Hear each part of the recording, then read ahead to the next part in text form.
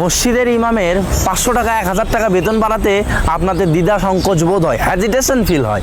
অথচ আপনারা প্রত্যেক বছর বাইরে থেকে বক্তা নিয়ে আসেন 1 লক্ষ টাকা 2 লক্ষ টাকা খরচ করে, 1 ঘন্টা 1.5 ঘন্টা ওয়াচ করে আপনাদের থেকে 1 লক্ষ টাকা 1.5 লক্ষ টাকা নিয়ে যায়।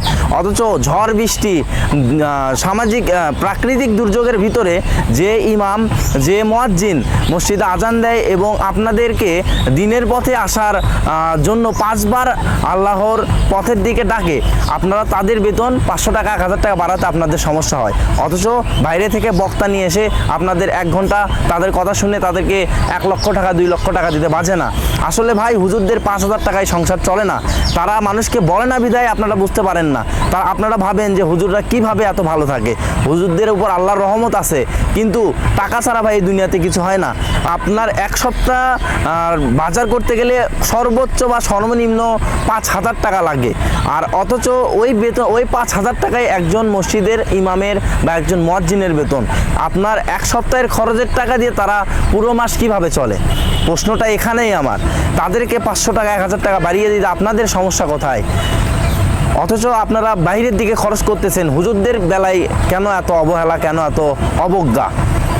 অথচ দেখা যায় জন্মের শুরু থেকে মৃত্যু পর্যন্ত এই হুজুরদের অবদান অনেক। আপনি জন্মের সময় হুজুররাই আপনার কানে আজান দেয়, আপনার মৃত্যু হওয়ার পরে এই হুজুররা গিয়েই আপনার লাশের সামনে জানাজা পড়ায়। এই হুজুররা যদি না থাকতো আপনার তো জানাজাও হতো না। আর এই হুজুরদের বেতন আপনি আটকে দেন। হুজুরদের মসজিদে একটু খুতবায় ভুল হলে বা একটু কোনো কিছুতে ভুল হলে তাদেরকে ভুল ধরিয়ে দিয়ে তাদেরকে কিভাবে অপমান করা যায় সেই চিন্তা নিয়ে আপনারা থাকেন। কিছু কিছু মসজিদ কমিটি আছে খুবই বাজে। আমি এই বিষয়গুলো লক্ষ্য করেছি। এই বিষয় নিয়ে এই জন্যই আজকে ভিডিও বানালাম।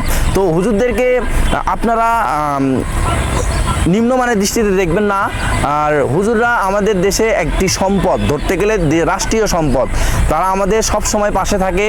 তারা আমাদের ধর্মের বাহক, এক কথায়। তো তাদের সাথে আমাদের ভালো আচরণ করা উচিত এবং সকল হুজুরদেরকে, মুয়াজ্জিন, হুজুর, আলেম, ওলামা যারা আছে তাদেরকে সম্মান করা উচিত। তো আজকের মতো এই পর্যন্তই। সবাই ভালো থাকবেন। আল্লাহ হাফেজ। আসসালামু আলাইকুম।